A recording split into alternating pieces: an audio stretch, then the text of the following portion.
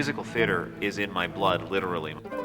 Oh, that's prettier. My father was a man named Arthur Schwartz, who was one of the great Broadway composers and Hollywood composers of the golden era. So the theater bug was one that hit very, very early. Can you put a G sharp in it? Yeah, the problem is going to be finding the day. We got to find an extra day in the schedule now. I was really never looking for any kind of a career doing recording. And what happened was that I formed a relationship with a music lawyer named Lisa Alter. And one day Lisa called me up and said, there's this guy named Steve Plotnicki that I know, and I want you to have lunch with him, with me. And I said, who is he? And she said, he's the president of Profile Records. And that morning, while I was getting ready, I said to my wife, you know, if I'm having lunch with the president of a record label, I really ought to have something to pitch. And Mario Grigorov and I had been talking about this idea of doing a kind of crossover opera record. So over lunch, I pitched it to Steve, and he said, okay.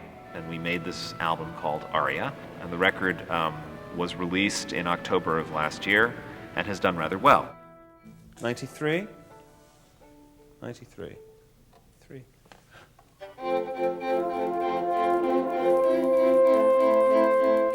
One more time, one more time.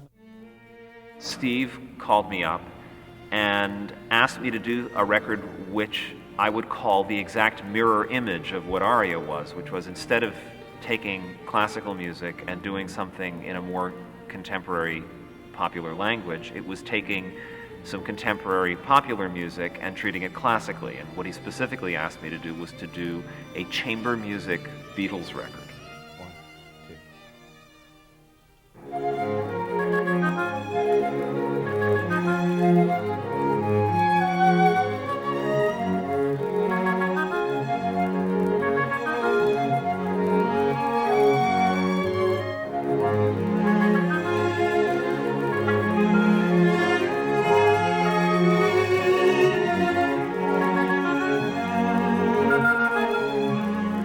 And I initially said, no, I won't do that, because I couldn't think of any way of doing it off the bat that wouldn't sound like music.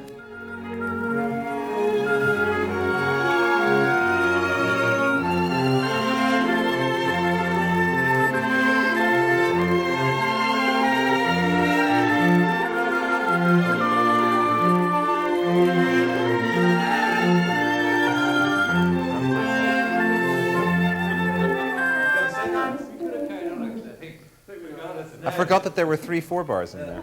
And what I thought was, okay, well, what if I took an 18th century musical form, i.e. the dance suite, and tried to adapt these Beatles tunes into that form? The dance suite is a collection of different pieces in the shape of court dances. You know, dance suites generally start with either a prelude or an allemande. This one starts with an allemande, which is Blackbird.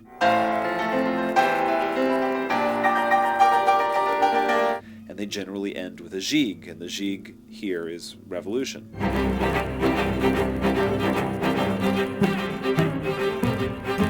Which is the title of the album. And once I had that idea, I realized, you know, that's something that is going to be interesting enough and different enough that I can actually make this record happen in a way that's going to satisfy me musically.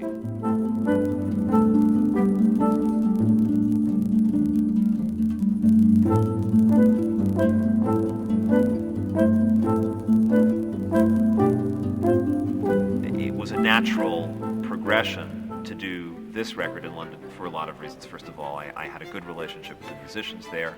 I had a very good relationship with Peter Cubbin, the engineer, whom I admire tremendously and who's a big part of why this record sounds as good as it does. But also, we were recording in Studio 2, which is the room that the Beatles made all of their records in. So there was a kind of a great spiritual vibe about doing that there.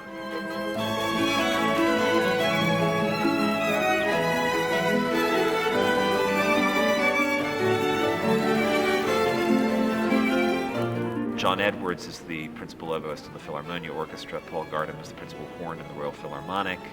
Paul Edmund Davies is principal flute in the London Symphony Orchestra.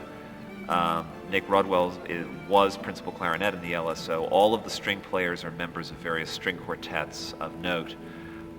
These are really, really, really good players and good musicians who are used to making decisions themselves.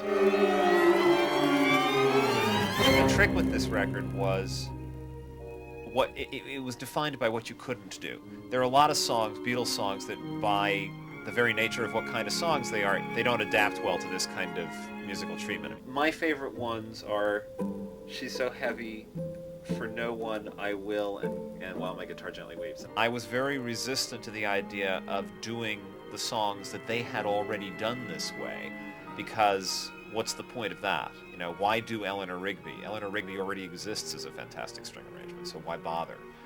What I did was I tried to find the songs that lent themselves to this style of music. A song like Blackbird is very, very simple, but interesting enough that it catches the ear and you just don't forget it. Once it's one of those things that you can't get out of your head.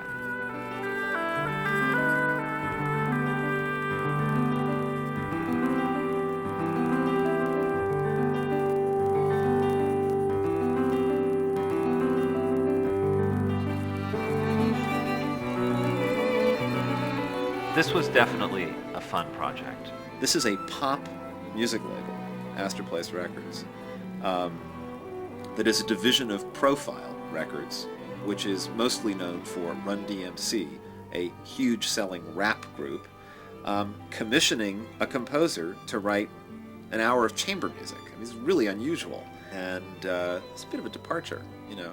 It's exciting. Peter, was that one okay? Are we done? Okay, so we're done. Thank you.